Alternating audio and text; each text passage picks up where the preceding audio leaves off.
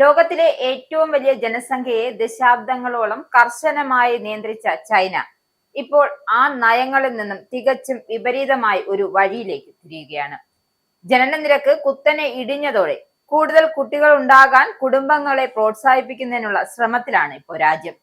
ഇതിന്റെ ഭാഗമായി കഴിഞ്ഞ 3 പതിറ്റാണ്ടിനിടെ ആദ്യമായി ഗർഭനിരോധന മരുന്നുകൾക്കും ഉൽപ്പന്നങ്ങൾക്കും മൂല്യവർദ്ധിത നികുതി ഏർപ്പെടുത്താനുള്ള തീരുമാനം പ്രഖ്യാപിച്ചിരിക്കുകയാണ് ചൈന. 2026 ജനുവരി 1 മുതൽ പ്രാബല്യത്തിൽ വരുന്ന ഈ നികുതി ഗർഭനിരോധന ഉൽപ്പന്നങ്ങളെ മറ്റ് സാധാരണ ചരക്കുകൾക്ക് സമാനമായി 13% നികുതിക്ക് വിധേയമാക്കും. എന്നാൽ ഈ സാമ്പത്തിക നടപടി പൊതുജനാരോഗ്യ വിദഗ്ധർക്കിടയിലും സാധാരണക്കാർക്കിടയിലും വലിയ ആശങ്കകൾക്കും വിമർശനങ്ങൾക്കും വഴിവെച്ചിരിക്കുകയാണ്.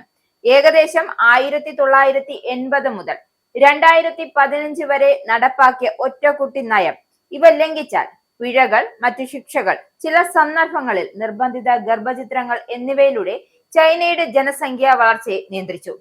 എന്നാൽ 2015 നയം 2 കുട്ടികളായും പിന്നീട് 2021 3 കുട്ടികളായും ഉയർത്തി.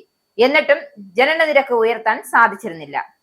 ഏറ്റവും പുതിയ കണക്കുകൾ അനുസരിച്ച് 2024 ചൈനയിൽ 9.5 ദശലക്ഷം കുട്ടികൾ മാത്രമാണ് ജനിച്ചത്.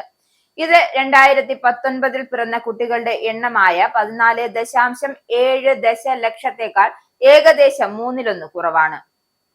കൂടാതെ മരണസംഖ്യ ജനനനിരക്കിനെ മറികടക്കാൻ തുടങ്ങിയതോടെ 2023 ചൈനയെ മറികടന്ന് ഇന്ത്യ ലോകത്തിലെ ഏറ്റവും ജനസംഖ്യയുള്ള രാജ്യമായി മാറി. ഈ ജനസംഖ്യ തകർച്ചയെ മറികടക്കാനുള്ള ഒരു പ്രോത്സാഹന മാർഗമായിട്ടാണ് സർക്കാർ ഈ നികുതിയെ കാണുന്നത്. സർക്കാർ മാധ്യമങ്ങൾ ഈ മാറ്റത്തിന് വലിയ പ്രാധാന്യം നൽകിയില്ലെങ്കിലും ചൈനീസ് സോഷ്യൽ മീഡിയയിൽ ഇത് വലിയ ചർച്ചാ വിഷയമായി മാറിയിരിക്കുകയാണ്.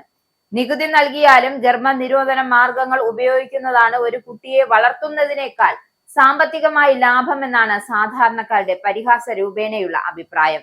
ചിലർ ഈ നീക്കത്തെ മുൻകാല നയങ്ങളുമായി താരതമ്യം ചെയ്ത് വിമർശിക്കുന്നുണ്ട്.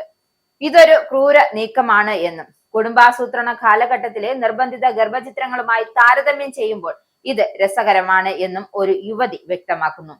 കൂടാതെ സ്വന്തം ശരീരത്തെയും ലൈംഗിക താല്പര്യങ്ങളെയും സർക്കാർ വീണ്ടും നിയന്ത്രിക്കാനുള്ള തന്ത്രമാണ് ഇതെന്നും സ്ത്രീകളും അതിർത്തി പ്രകടിപ്പിക്കുന്നുണ്ട്.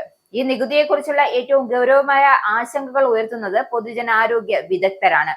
ഗർഭനിരോധന മാർഗങ്ങളുടെ വില 13% വർദ്ധിക്കുമ്പോൾ അത് ദാരിദ്ര്യമുള്ള വിഭാഗക്കാർക്ക് അവയുടെ ലഭ്യത കുറയ്ക്കാൻ സാധ്യതയുണ്ട്. വെർജിനിയൻ യൂണിവേഴ്സിറ്റിയിലെ ഡെമോഗ്രാഫിക്സ് റിസർച്ച് ഗ്രൂപ്പ് ഡയറക്ടറായ കിയാൻ കായ് ചൂണ്ടിക്കാട്ടുന്നത് ആവശ്യമില്ലാത്തതും ഗർഭധാരണങ്ങളുടെ എണ്ണം വർദ്ധിപ്പിക്കാൻ ലൈംഗികമായി പകരുന്ന രോഗങ്ങൾ വ്യാപിപ്പിക്കാൻ കാരണമായേക്കും എന്നാണ്. ഈ സാഹചര്യങ്ങൾ ഉയർന്ന ഗർഭചിത്രങ്ങളുടെ നിരക്കിലേക്കും ആരോഗ്യ പരിപാലന ചെലവുകളിലേക്കും വർധനവിലേക്ക് നയിച്ചിരിക്കാം. ഈ ആശങ്കകൾക്ക് അടിസ്ഥാനമുണ്ട്.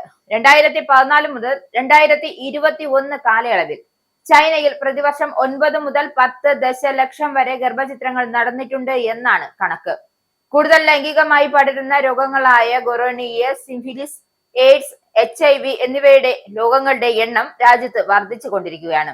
കൂടുതൽ കുട്ടികൾ ഉണ്ടാകാൻ ദമ്പതികളെ പ്രേരിപ്പിക്കുന്നതിൽ ഈ നികുതിക്ക് പരിമിതമായ സ്വാധീനം മാത്രമേ ഉണ്ടാക്കാനാകൂ എന്നതാണ് വിദഗ്ധരുടെ അഭിപ്രായം. കാരണം ഒരു കുട്ടിയെ വളർത്താൻ വരുന്ന ഭീമമായ ചെലവുമായി താരതമ്യം ചെയ്യുമ്പോൾ ഗർഭനിരോധന മാർഗങ്ങൾക്കുള്ളത് 13% നികുതി ഒരു ദമ്പതികളുടെ പ്രത്യുൽപാദനപരമായ തീരുമാനങ്ങളെ മാറ്റാൻ സാധ്യതയില്ല. എങ്കിലും ചൈനീസ് നയതന്ത്രജ്ഞരുടെ കാഴ്ചപ്പാടിൽ ഇതൊരു സാധാരണവൽക്കരണ നടപടിയാണ്. ജനസംഖ്യ നിയന്ത്രിച്ചിരുന്ന കാലത്ത് നൽകിയ നികുതി ഇളവിൽ നീക്കി ഈ ഉൽപ്പന്നങ്ങളെ സാധാരണ ചരക്കുകളാക്കി മാറ്റുന്നത് യുക്തിസഹമാണ് എന്നും ചിലർ അഭിപ്രായപ്പെടുന്നു.